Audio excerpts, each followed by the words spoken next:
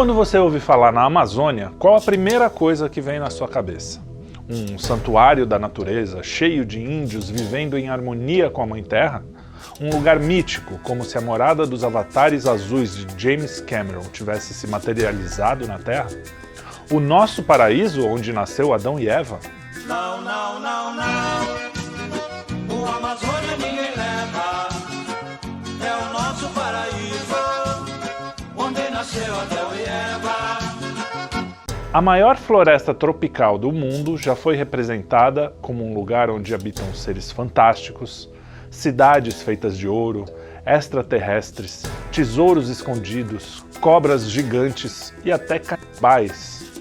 O livro O Mundo Perdido, de Arthur Conan Doyle, o criador do Sherlock Holmes, coloca até dinossauros na floresta amazônica. Até que as girafas na Amazônia agora não parece uma ideia tão maluca, né? Bem antes do primeiro português piscar para uma formosa Índia Tupi, o ser humano já era atraído por terras exóticas, cheias de riquezas naturais, esperando para serem conquistadas pelos mais bravos aventureiros.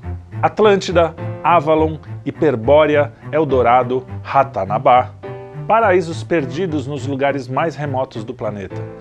Não é de se estranhar, portanto, que o descobrimento de um continente inexplorado como a América despertasse a curiosidade e a imaginação e principalmente a cobiça dos homens.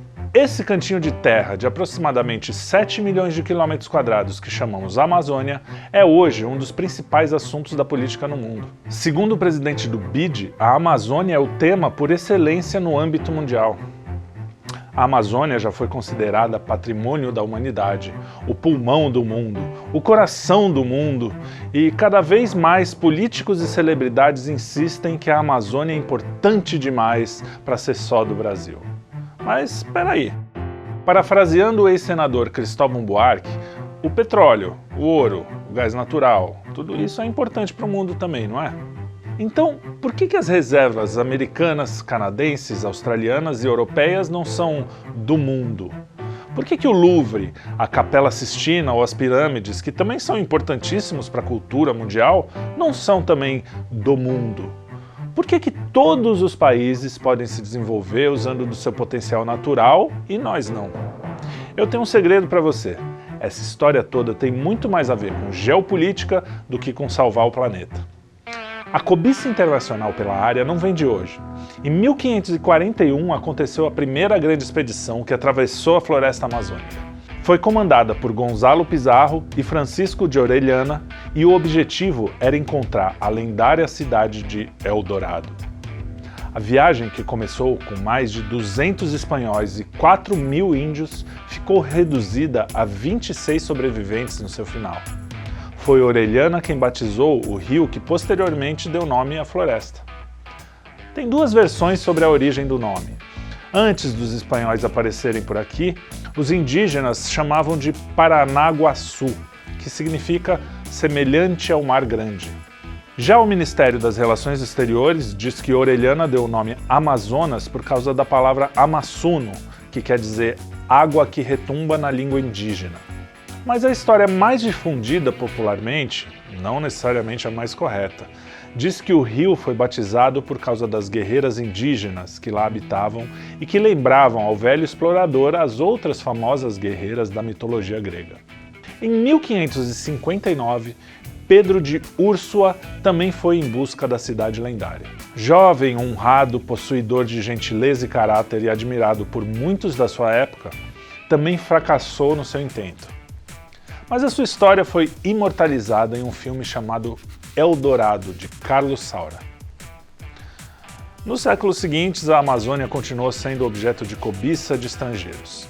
Oligarquias europeias se uniram para diminuir o poder econômico e cultural de Portugal e Espanha. No século XVII, vimos as tentativas de invasão francesa, inglesa e holandesa e a criação da Companhia das Índias Ocidentais, empresa de comércio holandês fundada em 1821, que foi a empresa mais valiosa de todos os tempos. Em valores atualizados, ela valeria 7,9 trilhões de dólares, mais do que a Microsoft, Apple e, sem trocadilhos, a Amazon somadas. A Companhia das Índias também foi considerada a mãe da primeira bolsa de valores e a primeira empresa a fraudar o balanço na história. Ainda no século XVII ocorreram revoltas de índio estimuladas, apoiadas e até armadas pelos holandeses na Guiana. Aí podemos notar que a cooptação de índios para interesses internacionais vem de muito longe. Em 1750, com o Tratado de Madrid, Portugal ganhou definitivamente o direito sobre a maior parte do território amazônico. A Espanha, por sua vez, ficou com a nascente do rio. O processo decisório sobre a navegação no rio Amazonas foi complexo e influenciado por questões políticas internas e externas. A abertura do rio era vista como uma medida que poderia impactar na formação do Estado Nacional Brasileiro e na sua soberania. Os princípios que regulavam a navegação de rios internacionais começaram a mudar em 1792 durante a Revolução Francesa. Dali para frente, o liberalismo econômico já começava a servir de desculpa para o sequestro da soberania nos países ibero-americanos. No século XVIII, com a Revolução Industrial, a borracha se tornou uma matéria-prima importantíssima, causando uma corrida ao chamado ouro branco da Amazônia.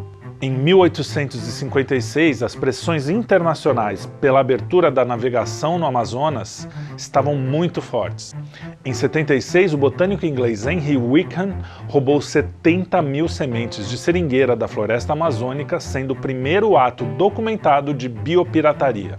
O Brasil era então o maior produtor de borracha do mundo. A partir de 77, as primeiras árvores foram plantadas na Malásia, Singapura e Sri Lanka, todas colônias inglesas, claro, retirando do Brasil o posto de maior exportador do mundo. Mais uma vez, vemos que a tentativa dos oligopólios internacionais de brecar o desenvolvimento da região não vem de hoje, né? Na primeira metade do século XX, em 1927, o empresário americano Henry Ford, aquele mesmo, comprou 6.400 km² da selva. Batizada de Fordlândia, a fazenda tornou-se um vasto seringal que fornecia borracha para os pneus da Ford. Por vários anos a plantação prosperou, mas em 1945 a cidade foi comprada pelo governo brasileiro. O presidente era Getúlio Vargas, que defendia a marcha para o oeste, argumentando que a povoação da Amazônia era de extrema importância estratégica. Na segunda metade do século XX, a aquisição de terras amazônicas por estrangeiros ainda era motivo de indignação na imprensa. Daniel K. Ludwig, um empresário americano, comprou em 1967 o que viria a ser a maior propriedade privada do planeta. Ludwig criou o Projeto Jari em uma área da Amazônia do tamanho do estado americano de Connecticut. O projeto do magnata derrubou e queimou milhões de toneladas de floresta original, construiu uma ferrovia de mais de 80 quilômetros e 4.800 quilômetros de estrada de terra. Por acidente, descobriu que suas terras continham 50 milhões de toneladas métricas de cáulium, uma fina argila usada para revestir papel de revista para impressão colorida. Sua mini fábrica de cáulium chegaram a produzir 190 mil toneladas por ano. Ludwig também fez diques e escavou a planície inundável amazônica para criar 40 km² de arrozais. Aviões realizavam até 200 voos por dia, semeando arroz e pulverizando a área contra insetos. Uma reportagem do Washington Post de 1981 descreve uma das cidades criadas por Ludwig. Monte Dourado, a maior das 6 cidades de Jari, tem a aparência de uma Levittown amazônica. Um mosaico de 1.500 casas térreas, abastecidas por supermercados que vendem de tudo, desde redes até televisões coloridas. A comunidade americana se reúne frequentemente para danças de quadrilha aos sábados à noite. Nas manhãs de domingo, o estacionamento da Igreja Ecumênica de Jari fica cheio de jipes, picapes e sedãs americanos com ar-condicionado. Fecha aspas. Em 1972, ocorreu a primeira Conferência das Nações Unidas sobre o Desenvolvimento e Meio Ambiente Humano, sediada em Estocolmo. Foi o início do movimento ambientalista, que serve até hoje como pretexto para conter o avanço econômico dos países em desenvolvimento e tentar acabar com a soberania dos países amazônicos sobre suas próprias terras. É a partir daí que as ONGs são criadas para fazer pressão para a internacionalização da Amazônia. No Brasil da Nova República, os governos dos Fernandos, Collor e Henrique entram no coro. No livro Máfia Verde, Lourenço Carrasco nos conta que em 1989 ocorreu o encontro de Altamira, que reuniu centenas de representantes de ONGs para pressionar o governo contra o desenvolvimento na região amazônica. A Casa de Windsor, da família real britânica, criou a ONG Survival International, cujos primeiros anos de existência foram quase que inteiramente dedicados à criação do Parque Yanomami, uma reserva indígena do tamanho de Portugal, entre o Amazonas e Roraima. Campanhas com previsões apocalípticas sobre o futuro, sempre com a presença de muitas celebridades, pululavam nas TVs. Caetano Veloso cantava "Alguma coisa está fora da ordem, fora da nova ordem mundial". A Eco 92, encontro ocorrido no Rio de Janeiro, também promovido pela ONU, foi o epicentro desse movimento. O presidente Fernando Collor de Mello incluiu em sua agenda o enquadramento do Brasil na chamada Nova Ordem Mundial. Sim, a Nova Ordem Mundial, que hoje é pintada como uma teoria conspiratória, já foi cantada e alardeada a plenos pulmões por governantes e artistas. O tema central dessas conferências partia do princípio de que se todos os países buscassem o mesmo padrão de desenvolvimento dos países ricos, não haveria recursos naturais para todo mundo, sem que ocorresse danos graves e irreversíveis ao meio ambiente. Ou seja, o mundo desenvolvido lá já destruiu tudo, e agora que tem todo o conforto e toda a riqueza, a gente precisa salvar o planeta, né? Acontece que essa noção de salvar o planeta nasce de um pensamento misantropo que odeia a humanidade. E essa visão do homem como destruidor da natureza e não como transformador sempre resulta em mais ódio ao ser humano. E como a ideia dessa galera é diminuir o número de seres humanos no planeta, por que não começar com a patuleia, né? O economista Thomas Malthus foi o primeiro a fazer previsões e errar feio ao ignorar a capacidade transformadora do homem. Ele errou rude na sua previsão de que o crescimento populacional superaria a oferta de alimentos, gerando fome e miséria no mundo todo. Errou também a revista Time quando disse, em 1974, que entraríamos numa era glacial. O cientista George Wald, que em 1970 cravou que a civilização terminará dentro de 15 ou 30 anos, a menos que uma ação imediata seja tomada contra os problemas enfrentados pela humanidade. Errou também, né? Al Gore, no seu documentário Catástrofe, Uma Verdade Inconveniente, também errou demais. E a Greta Thunberg apagou um tweet de 2018 prevendo o fim do mundo para junho de 2023. Existe até um site, o extinctionclock.org, que lista as dezenas de previsões que diziam que o mundo acabaria e nenhuma se concretizou. Tem umas que dizem que o mundo já ia ter acabado há 49 anos. Depois de tanto alarmismo, de tanto erro, não é de se espantar que muita gente já não confie tanto nessas previsões, né? Essas pessoas inclusive alegam que tudo isso nada mais é do que uma estratégia dos oligopólios globais para acabar com a soberania de países como o Brasil. E olha, essa suspeita não vem de graça. Tem bastante documentação a respeito. Um estudo produzido pela ONG Union of Concerned Scientists, intitulado Farms Here, Forests There, ou seja, fazendas aqui, florestas lá, demonstrava com números como o desenvolvimento da agricultura nos países tropicais prejudica os agricultores americanos. Sacou por que o agro brasileiro é tão atacado? Não tem nada a ver com a preservação da ararinha azul ou, sei lá, das girafas amazônicas. A misantropia das elites sempre teve por aí e foi escancarada no conto Uma Modesta Proposta, de Jonathan Swift. No texto, Swift aborda de forma irônica e sarcástica o problema da pobreza e a situação desesperadora das crianças pobres na Irlanda. Ele faz uma proposta chocante e absurda de que as crianças pobres sejam criadas para serem consumidas como alimento, de modo a reduzir a carga de pais e contribuir para a economia. Que loucura, hein? Matar criancinhas? Onde eu já vi isso? No fundo, existe uma modesta proposta bem parecida e já está sendo feita às claras por órgãos supranacionais através desse novo malthusianismo que busca a redução populacional. O engraçado é que a população a ser reduzida nunca é a população da qual eles fazem parte, né? Alguns se aproveitam da histeria climática para criar por aqui o seu paraíso particular. Johan Elias é um bilionário sueco com residência em Londres, fundador das ONGs Rainforest Trust e Cool Earth.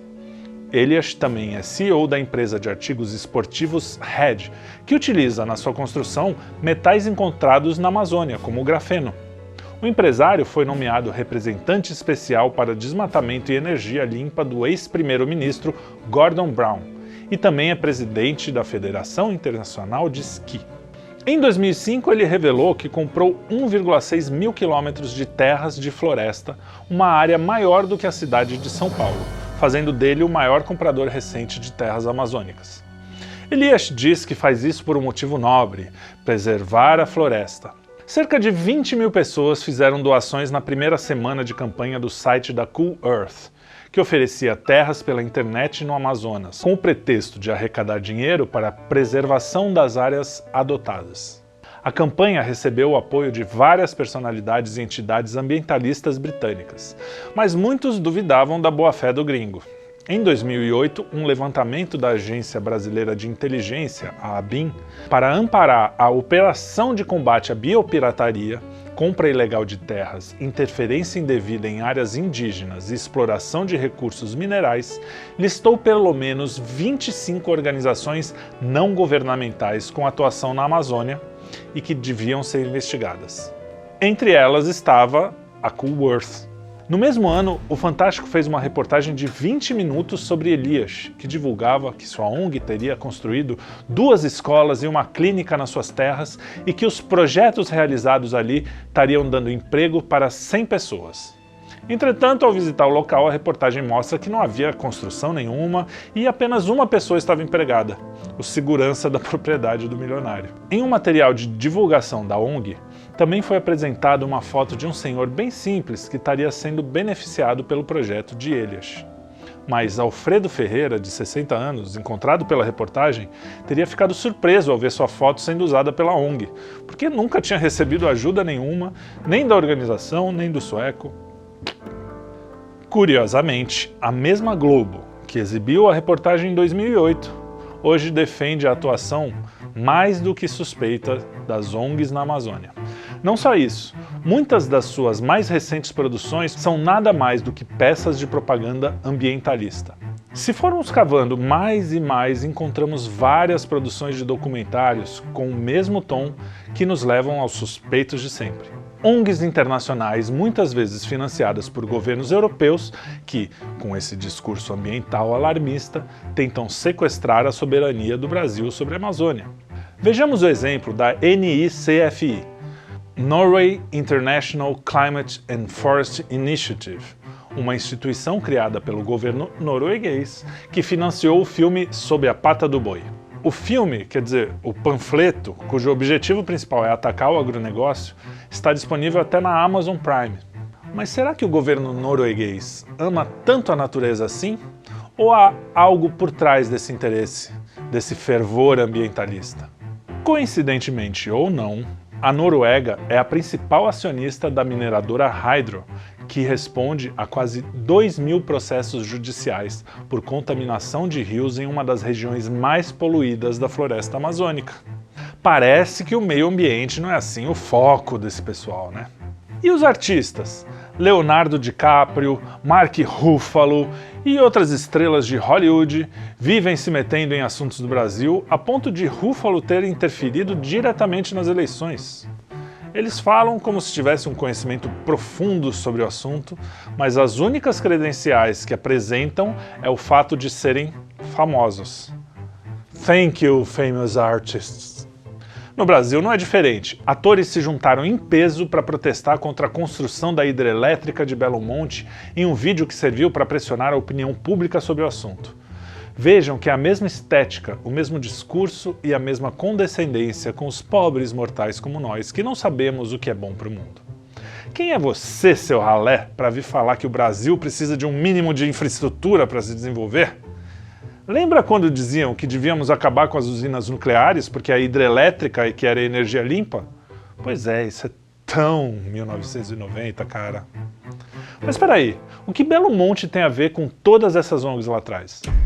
Em maio de 2009, a ABIN publicou um relatório identificando 11 ONGs financiadas por governos estrangeiros e instituições internacionais que atuavam na campanha contra a construção da usina de Belo Monte. E não pense que isso tem a ver com ideologia, não. Essa CPI das ONGs que está aí agora, apesar de ser pintada como uma CPI da oposição, não tem, ou pelo menos não deveria ter, cor partidária. É uma questão de soberania do Brasil, muito acima das ideologias. A conta do Twitter Pensar a História, que tem um viés mais à esquerda, faz um fio muito interessante sobre esse assunto. Eu vou deixar o link aqui para vocês. O Aldo Rabelo, outro sujeito com quem eu não concordo ideologicamente, deu um depoimento bem contundente na CPI. Como discordar quando ele diz que é um absurdo que o aparato estatal brasileiro esteja mais preocupado em perseguir o pequeno agricultor da região amazônica do que em prender os líderes do tráfico de drogas? Como não se espantar ao saber que o Ministério do Meio Ambiente é comandado por 50 ONGs, que o Fundo da Amazônia no BNDES tem como maior investidora a Noruega e que 80% do dinheiro desse fundo não é usado para o desenvolvimento das comunidades locais, como construções de hospitais e escolas, mas sim para pagar a folha de pagamento de ONGs. Os índios também foram depor na CPI para mostrar que o interesse das ONGs não está alinhado com o deles. A coisa é séria, é uma questão na qual todo brasileiro deveria estar atento. Europeus e americanos já têm uma vida confortável, mas as elites têm um plano que vem de muitos anos para diminuir a quantidade de pessoas no mundo. Para eles é um absurdo que as pessoas tenham filhos e por isso querem ampliar o controle de natalidade. Mas como na modesta proposta do Mark Twain, isso só vale para quem não faz parte da sua casta. Isso aí é coisa de pobre. Ah, isto é coisa de pobre. Como sempre, querem dar aulinha de moral para nós, deploráveis, enquanto vivem em um mundo artificial, usufruindo de todas as benesses que foram conquistadas, explorando riquezas naturais dos seus países. Mas espera aí, se o cinto apertar, se rolar uma guerrinha ou coisa assim, a natureza que se dane. Aí eles podem queimar carvão a rodo. Olha, ninguém aqui defende acabar com a natureza. Todos nós gostamos do mico-leão, da arara do papo amarelo, do ornitorrinco da Malásia, do boto cor-de-rosa, do unicórnio do Xingu, o que você quiser. A questão é que a vida humana também importa. E não é só isso.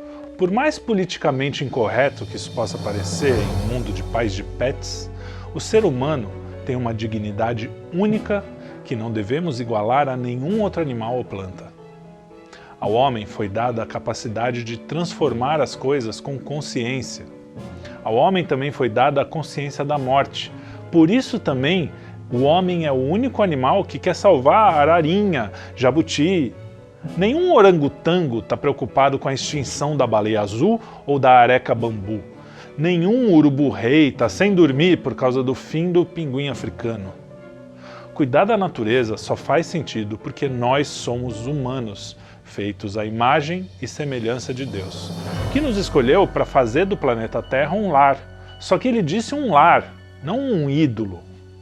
Não pensem que a busca por Eldorado e pelas riquezas do Brasil ficaram no passado. Ainda hoje, o mundo olha para a nossa terra e para as belezas e riquezas que estão nela com espanto e cobiça. Quando se trata de Brasil e Amazônia, sempre devemos ter 3 coisas em mente. 1.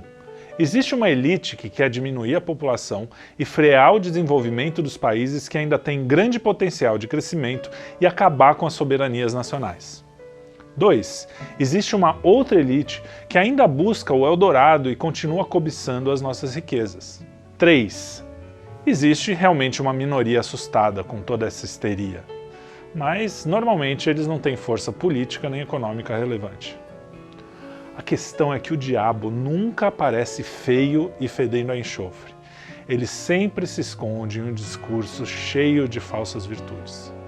Então, sempre que você ouvir que tem alguém querendo salvar o planeta, esconda a sua carteira, aguce os ouvidos e siga o dinheiro.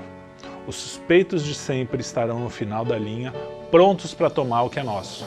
E é bom a gente ficar atento, porque eles estão conseguindo.